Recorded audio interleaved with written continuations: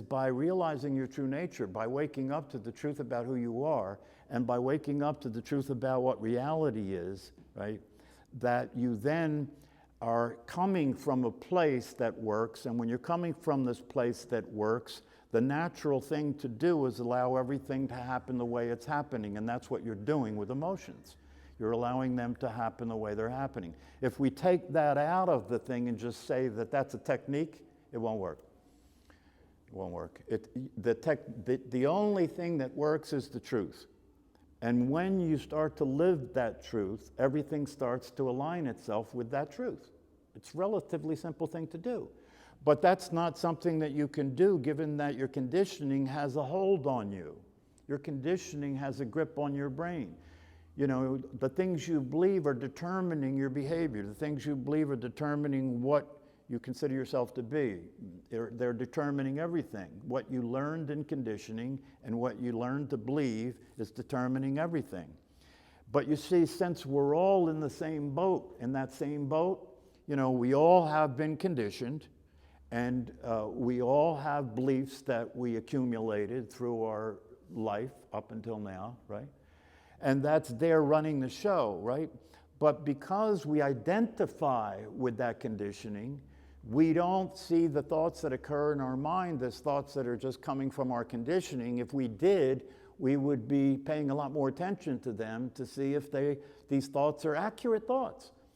But the reason that's not the case is because one of the beliefs that we learn and believe is that we're thinking these thoughts.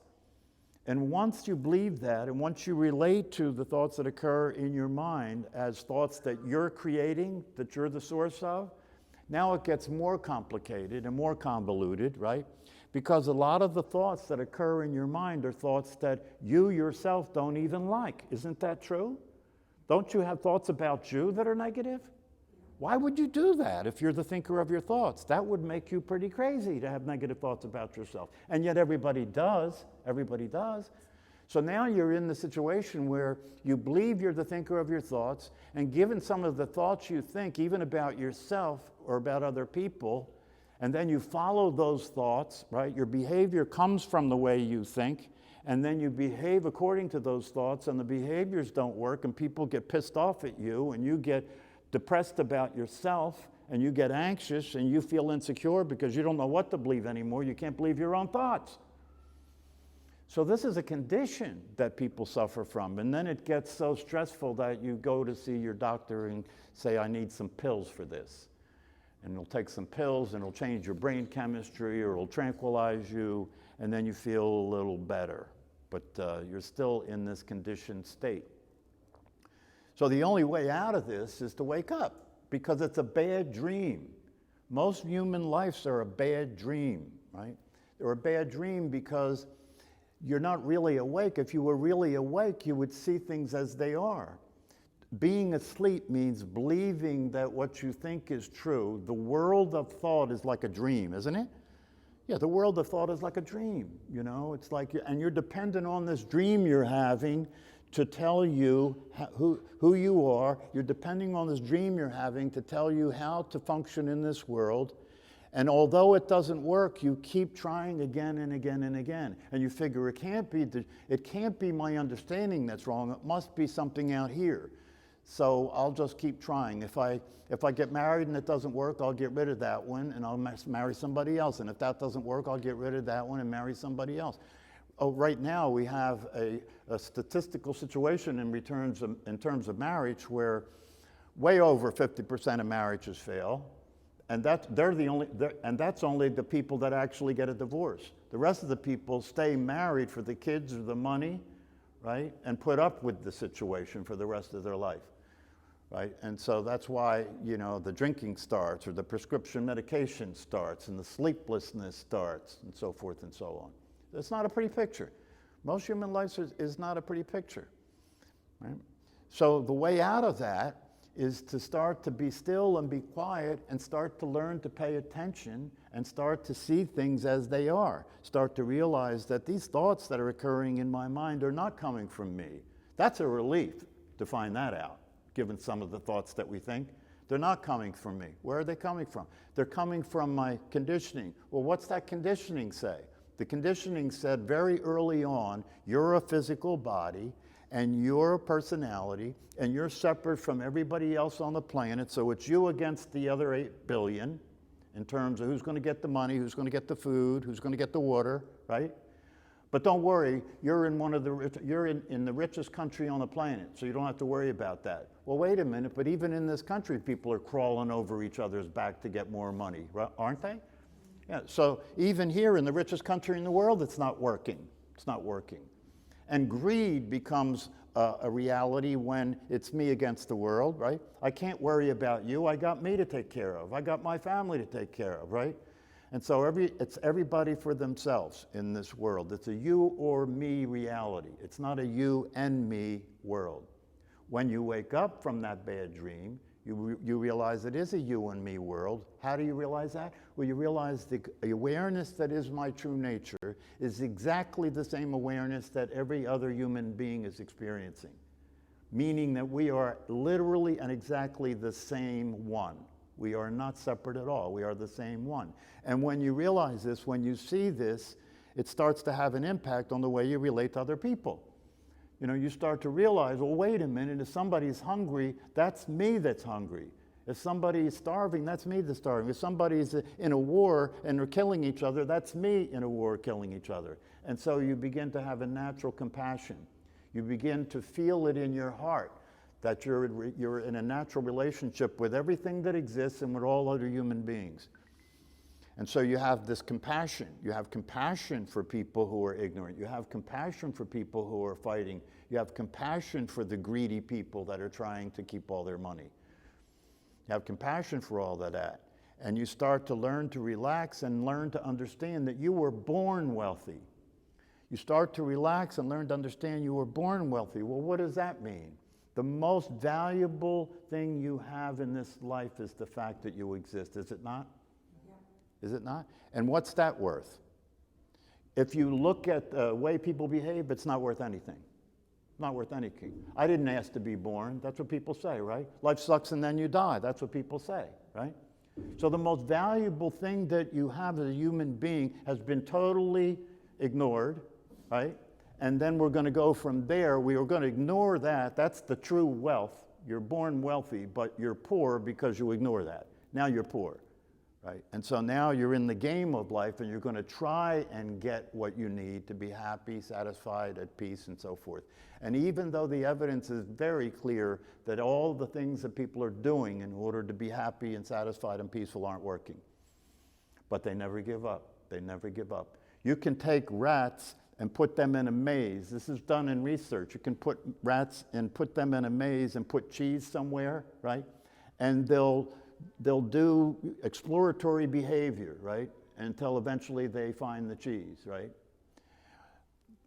And then you put the same rat back in the maze again, they'll go right to the cheese and eat the cheese, right? But a human being will keep doing the same thing that doesn't work for their entire life.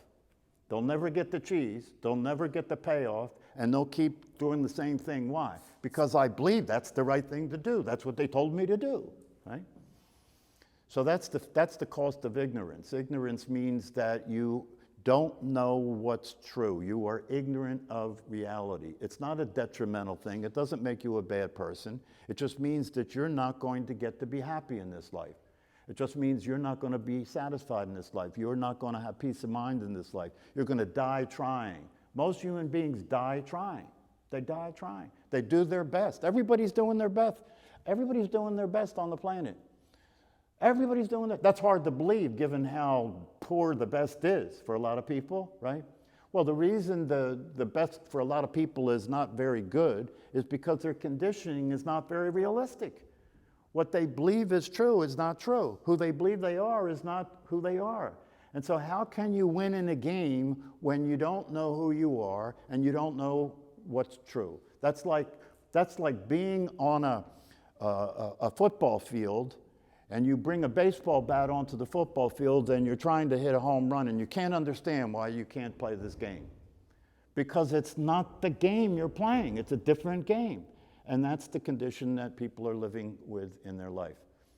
The way life works is not the way people are living their life. Who they are is not who they think they are. And so it can't work. It cannot work. Meditation allows us to stop, be quiet, be silent, be still, pay attention to the breath, and begin to realize there is something other than thinking as a way of being in this world.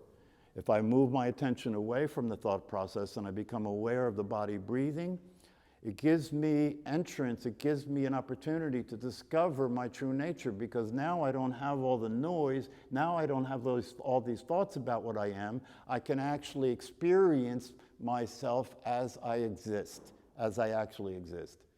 And when I do that, I realize what I am is not this physical body. What I am is the awareness that is my true nature, that is my essential nature.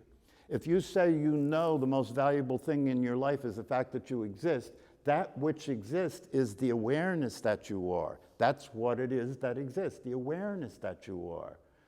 This is the truth that'll set you free, but it won't set you free just by hearing it. It's something you have to practice consistently every single day to undo all of the conditioning that has been leading you down the wrong path. Emotions actually work. If you stop and really examine it, what are emotions? They're energy in motion. That's what emotions are, energy in motion. Oh, so it actually works, because if your orientation is correct, if you know who you really are, and if you know what reality actually is, then your emotions work. When you get angry, it's because you're facing ignorance, or you're facing the fact that life as it's lived by most people is dysfunctional. You know, and so you're still in that world. You may not be of that world, but you're still in that world, right? And so you have to deal with that, right? Emotions are energy that arises in the organism, in the mind-body organism, in order to enable it to run if it has to, fight if it has to, right? It's energy, it's life energy, it's the vital force, okay? So there's nothing wrong with emotions, right? But emotions get a bad rap, right? Why? They get a bad rap because they're dysfunctional. Because when you don't know who you are, you're getting angry at the wrong things. You're getting angry when what you're dealing with is a manifestation of your own projection. You're getting angry when you're seeing things that aren't really happening, and they're only happening in your head. That's why people get into arguments and fight, because you have one reality in your head, I have another reality in my head. We both think we're right. Our emotions flare up, right, to protect us, right, from threat, right? And then we fight with one another. In the meantime, we're both ignorant. In the meantime, neither one of us know what the truth is. And all you have to do is watch the evening news, and you can see the evidence. It's going on every day all over the world. Every day all over the world. It's going on in your own family. It's going on in your own family, you know. Children can't get along with their parents. Men and women can't get along. Married people can't get along. People in different countries can't get along, right? Because we're all divided. We're all separated from one another. We're all struggling to survive. The program that's running the operation here is a survival program.